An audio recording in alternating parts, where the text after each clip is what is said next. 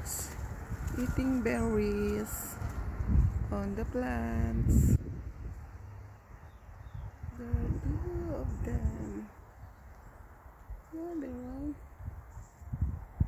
they're eating berries.